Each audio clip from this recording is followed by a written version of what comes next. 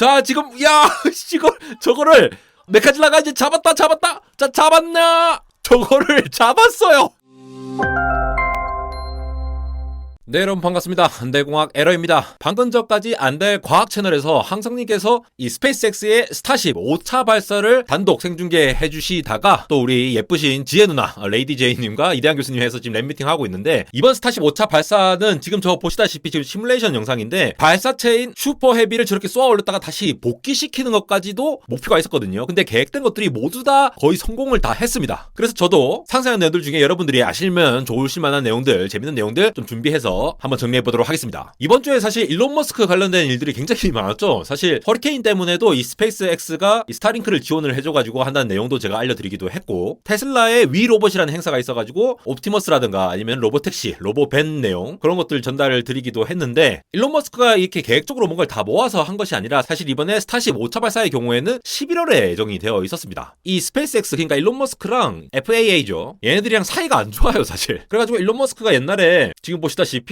스페이스X가 FAA를 고소를 할 거다 이런 얘기도 했고, FAA 대표 보고 이제 그냥 사임해야 된다라고 막 이렇게 하기도 했거든요. 이게 예전에 이제 스페이스X가 규제를 뭐 이게 좀 어겼다라고 해서 이거 물려줘야 된다 뭐 이런 얘기 나오면서 좀 이제 일론 머스크가 더 이렇게 얘기를 하는데, 어쨌든 이 미적미적하면서 11월에 해줄게 말게 뭐 이런 얘기 나오고 있었는데, 그 사이에 중국에서 뭐 벌써 또 우주 쏘고 막 이렇게 하잖아요. 정치적으로도 이 압박이 들어오니까 이제 결국 10월에 딱 이제 승인이 됐고, 그러면서 이제 바로 쏘게 됐어요. 굉장히 이제 날씨도 좋았습니다. 이번에 핵심은 바로 요겁니다. 지금 보시십니까? 저거 슈퍼헤비인데요. 그러니까 스타쉽의 전체 부분이 구성되어 있는 게 이제 본체 부분, 스타쉽 부분이 있고, 그거를 이제 밀어주는 추진체 부분, 그게 이제 슈퍼헤비라고 부르죠. 얘네들이 처음에 이제 빡 쏘아가지고 올라가다가 스타쉽은 이렇게 우주로 가버리고 슈퍼헤비는 다시 지상으로 돌아와가지고 이 찹스팁이라고 하거든요. 젓가락 찹스팁이라고 하는 저거 있죠. 저 두 개. 저걸로 해가지고 딱 이렇게 다시 잡는 역할을 하느냐, 펠콘 9처럼 얘가 다시 돌아와서 재사용할 수 있느냐, 요거를 실험하는 게 핵심이었어. 첫 번째 핵심이었고요. 항성님은 이걸 이렇게 표현했어요. 마치 분식집에서 떡볶이를 딱 던졌는데 찹스틱으로 딱 잡았다. 이거를 진짜 할 수 있느냐, 저렇게 큰 이 아파트만한 빌딩을 할 수 있느냐, 요게 첫 번째 핵심이고요. 저게 찹스틱이라고 하기에는 정말 크죠. 저기 사람 조그만 거 보이십니까? 저기 서 있는 거 보이십니까? 저렇게 해가지고 슈퍼헤비가 딱 이렇게 다시 돌아와서 착륙할 때 저기에 딱 찹스틱에서 딱 잡아갖고 걸려있게 됩니다. 결과 먼저 말씀드리면은 이미 소식을 전해드린 분은 아시겠지만 성공을 했어요. 이거를. 야, 이게 성공이 되더라고요. 정말 놀라웠는데, 저 타워가 이제 고질라를 담았다고 해가지고 이제 메카질라라고 이름을 지었어요. 이미 펠콘9 같은 경우는 330회 이상 다시 쏘았다가 돌아오고 이걸 지상 플랫폼에 다시 이렇게 착륙을 해서 재사용이 가능했죠. 이게 가능했기 때문에 스페이스X가 이 발사 비용 자체를 엄청나게 절감할 수 있었던 거죠. 여러분 예를 들어 뭐 대한항공 비행기가 한번 서울에서 쏘고 이거 비행기를 매번 버려야 한다고 생각해보세요. 그러면은 돈이 어마어마하게 들지 않겠습니까? 근데 이게 잘 착륙을 하고 또 비행기를 쓸 수 있고 이렇게 계속 할 수 있다 보니까 우리의 항공료도 싸지게 된 거죠. 우주에서도 똑같은 일을 하고 싶은데 스타쉽을 화성으로 발사를 할지 말지 뭐 이런 얘기를 하잖아요. 그런 얘기를 화성으로 가기 위해서 하는데 저걸 재사용하기 위해서 저거 여러 번 비용을 줄이기 위해 요거를 시도를 하고 있다는 거죠. 실제 가격을 보면은 1년에 5개를 만드는데 9,200만 달러, 그러니까 하나로 한 1,200억 정도 되는 거죠. 1년에 5개 만들면 1,200억 정도 드는데, 이걸 생산량을 10개로 늘리면은 한 절반 수준으로 떨어지니까 한 5,200만 달러 되거든요. 이게 한 우리나라도 치면 한 대충 한 700억쯤 되겠죠, 한 개당. 그러니까 재사용이 되면은 그만큼 비용이 싸진다는 걸 노린 겁니다. 그래서 26, 4, 50분 전에 이제 연료를 이제 채워넣게 되죠. 이전 영상에서도 말씀드렸지만 이 추진체는 지금 이제 메탈록스라고 액체 메테인이죠. 메탄이랑 초저온의 액체 산소가 산화제로 같이 들어갑니다. 이 각각 하는 역할이, 메테인 같은 경우에는 이제 산화제랑 반응을 해가지고 이제 열 에너지를 막 방출해가지고 이제 쏘아가는 거죠. 엔진을 구동시키는 거죠. 저기 지금 33개의 엔진을 빵빵빵 이렇게 나가는 역할을 하는 거고, 이게 메테인 같은 경우에는 이제 수소를 발생시키지 않으니까 그냥 이산화탄소랑 물만 이제 배출되거든요. 그러니까 이제 엔진을 더 깨끗하게 해줄 수 있으니까 재사용을 또 가능하게 할 수 있는 그런 큰 그림을 그리고 시작했다는 거죠. 그리고 이전에도 말씀드렸지만 이 메테인 같은 경우에는 이제 만약에 미래에 화성 탐사를 하는 경우에도 화성에서도 이제 메테인을 이제 직접 추출을 할 수 있으니까 거기에서 다시 활용을 할 수 있을 여지가 있기 때문에 여기까지 생각을 해서 이 연료를 쓰고 있는 겁니다. 산화제라는 거는 이제 쉽게 말해서 액체 산소인데 우주 공간에 산소가 없잖아요. 근데 이제 불을 막 이렇게 공급을 해주려면은 산소가 이제 저장이 돼야 되니까 요거를 이제 연료랑 결합해가지고 메탈록스로 한다는 거 이해하시면 되겠습니다. 아직도 애프터 파티로 이제 스페이스X 그 스트리밍이 이제 이전 거를 돌아가지 않게끔 지금 설정이 돼 있어서 지금 이제 안달과학에 항성님께서 중계해주신 진입하는 모습을 보면서 설명을 드리면은, 일론 머스크가 이전 시험 비행에서 이 스타쉽이 이제 나갔잖아요. 지구에 이제 대기권 나갔다가 다시 재진입할 때에 이전 4차 영상을 보신 분들은 아시겠지만 이제 굉장히 손상이 많이 갔다라고 일론 머스크도 얘기를 했어요. 이 방열 타일이 아예 손실이 됐거든요.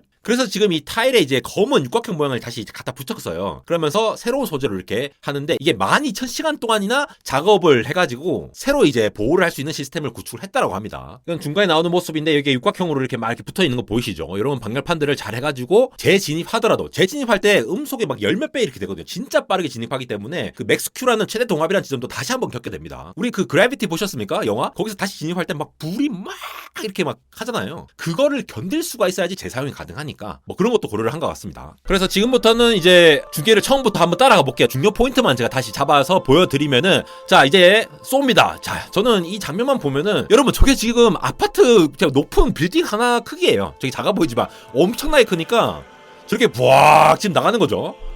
그러면서 왼쪽 아래 보시면은 저희 지금 랩터 엔진 33개가 쫙 켜져 있는 거 보이시죠? 그러면서 스피드가 시속 계속 쭉쭉쭉쭉 올라가는 모습 보이십니다. 그리고 황성님께서 말씀해 주신 것처럼 1분 2초대에서 가장 이제 압력을 막 맞는 거죠. 동적 압력을 굉장히 많이 받는. 그러니까 기체가 압력을 제일 맞는 그 시점이 있을 거잖아요. 뭐 대기랑 이렇게 압력에 따라서 하는데, 그 지점이 1분 2초인데 그 맥스큐 지점을 딱 이제 잘 통과를 했고, 요거는 이제 매번 지금 잘 통과를 했죠. 와, 저기 지금 쏘아지는 거 보이십니까? 진짜 멋지지 않습니까? 저렇게 쫙쫙쫙 뻗어지고 있고, 그 다음에 이제 슈퍼헤비가 저 뒤에서 지금 33개 랩 엔진을 갖고 쭉쭉쭉 밀어주고 있잖아요. 그러면서 저 앞부분에 해당하는 스타쉽은 이 슈퍼헤비랑 2분 40초 경에 분리가 되면서, 그걸 이제 핫스테이징이라고 하죠. 핫스테이징으로 이제 분리가 되면서 슈퍼헤비는 이제 다시 땅으로 돌아오는 거고, 스타쉽은 우주로 나가는 거예요. 자, 2분 40초 경 다 됐죠. 저기서 이제 저 엔딩 꺼진 거 보십니까? 슈퍼헤비에 뒤에 있는 애가 속력을 좀 늦춰주는 거예요. 그 뒤로 쫙 늦춰주면서 앞쪽은 계속 쭉쭉쭉 나갈 수 있도록 하고, 자기는 이제 슥 분리를 하는 거죠. 그래서 앞에 있는 스타쉽에서 이제 엔진이 점화가 되고, 지금 오른쪽 보이십니까? 요거 이제 점화가 되고, 앞쪽으로 계속 쭉쭉쭉 나가고, 뒤에 거는 점점점 약하게 해가지고 싹 꺼주면서 다시 이제 돌아가는 그 역할을 하는 거죠. 그래서 핫스테이징도 지금 이제 유연하게 성공을 했고요. 이 핫스테이징 구현을 위해서도 이제 이 상단과 하단 스테이지의 엔진 배치라던가 연료 시스템을 이제 재설계를 했다라고 해요. 아, 지금 지구 보이십니까? 아, 네, 진짜 너무 아름답습니다. 저렇게 아예 우주로 날아가 버렸고, 슈퍼 헤비는 저렇게 다시 이제 돌아오는 거죠. 다시 돌아와가지고 찹스틱 젓가락 이제 딱 잡아야 되는 거죠. 그게 이제 6분 30초 경부터 이제 바로 와요. 자, 슈퍼 헤비가 지금 이제 위치를 이렇게 바꿔가는 거 보이십니까? 쭉쭉쭉 위치를 점점 바꿔가지고 수직으로 지금 떨어지고 있죠. 계속 돌고 있는데, 저거를 계속 이제 맞춰가면서 엄청난 이제 거대한 김밥 같은 게 지금 떨어지고 있어요. 쫙쫙 떨어지고 있죠. 계속 하고 있습니다. 와, 저 불 들어온다. 빵 하면서 찹스틱이 잡아야 돼. 우와, 저 막 검은 연기도 나고, 아, 저거 좀 잘 안 되는 거 아닌가 싶었는데요. 자, 지금 야, 저거를 메카질라가 이제 잡았다. 자, 잡았나? 저거를 잡았어요. 저거를. 이야, 진짜. 와, 엔진 다 꺼지면서 저기 딱 걸렸어요. 진짜 엄청나지 않습니까? 와, 너무 놀랍습니다.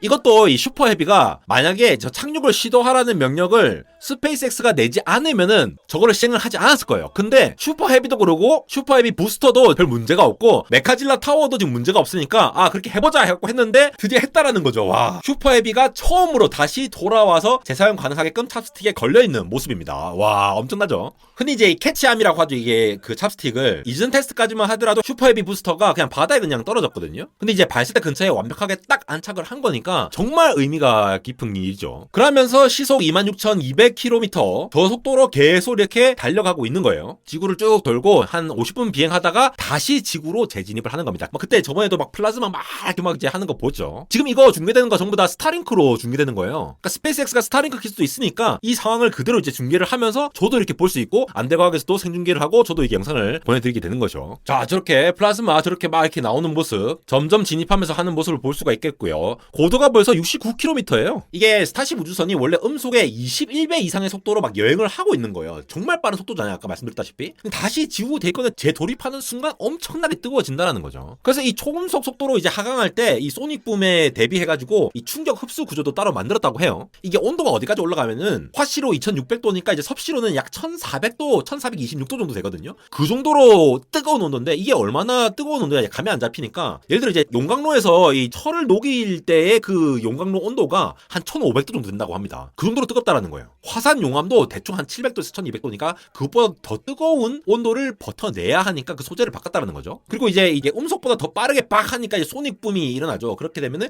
그 충격을 흡수하는 구조를 이제 크럼블이라고 또 따로 만든 게 되겠고요. 그래서 그 백업 에블레이션이라는 층을 따로 만들었는데 열 보호 타일이 완전히 다른 세대로 이제 교체를 했다라고 합니다. 그러면서 저런 재질들이 와 저거 버티고 있는 거예요. 저거 엄청난 온도를 지금 버티고 있는 거예요. 자 이제 7km 남았고 시속 460km대로 내려왔어요. 이미 다시 진입하면서 맥스 Q 두 번째를 다시 견디고 내려온 거죠. 그러면서 지금 이제 기울어져 있는데 저 기울어져 있는 거를 이제 서브소닉 벨리 플랍이라고 불러요. 이제 느린 속도로 이제 배면 착수한다라고 얘기하는데 음속보다 이제 낮은 속도로 누워져서 마치 잠수부가 이렇게 스카이다이빙 이렇게 하듯이 그렇게 들어간다라고 일론 머스크가 표현했는데 이 서브소닉 벨리 플랍으로 이렇게 쭉 떨어지고 있는 거죠. 지금 3km 지금 누워져 있죠? 그래갖고 쭉 떨어져 가지고 꿀렁꿀렁거리고 1km밖에 안 남았어요. 1km밖에 안 남았는데 무슨 일이 벌어질 것이냐? 뽕 하면서 갑자기 빡 세우네요. 그래가지고 불을 한번 뿜으면서 인도양에 저렇게 저 보이십니까? 바다 밑에? 우와 완전 멋지다.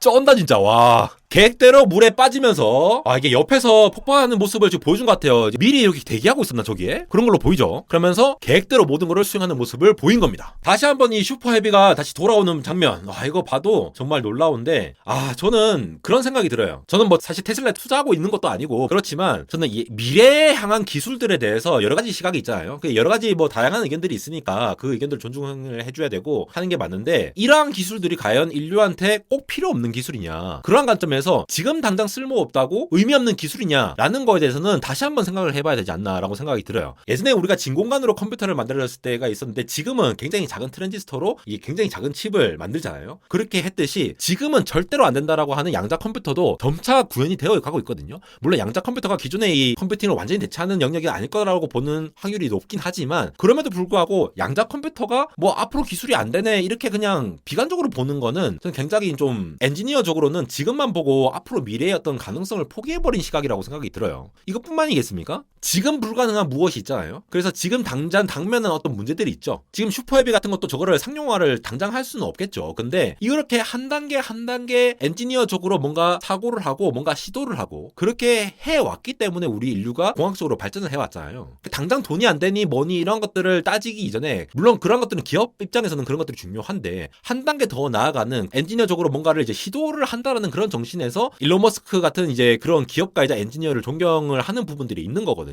그래서 이런 것들을 보면은 참 저는 굉장히 널리 좀 알려드리고 싶어요. 물론 이제 실패를 할 때도 있고 성공할 때도 있고 저거 어디다 쓰냐라는 의견도 공감하는 부분들이 있지만 또 한편으로는 저런 게 됐기 때문에 또 하나의 가능성을 또 생각할 수 있지 않느냐라는 측면에서 우리가 많은 생각을 할 수 있는 그런 게 아닌가 싶습니다. 안달공학 인스타그램 또 소개해드립니다. 언리얼텍.에러고요. 많은 분들이 팔로우 해주셔가지고 지금 벌써 1500명이 모으셨고 유튜브에서 이제 안내드리지 못하는 그런 뭐 재밌는 콘텐츠들 이런 것들 짧게 이렇게 해가지고 보여드리고 있으니까 많은 관심 부탁드리고 많은 정보 얻어가시기 바랍니다. 지금까지 안달공학 에러였습니다.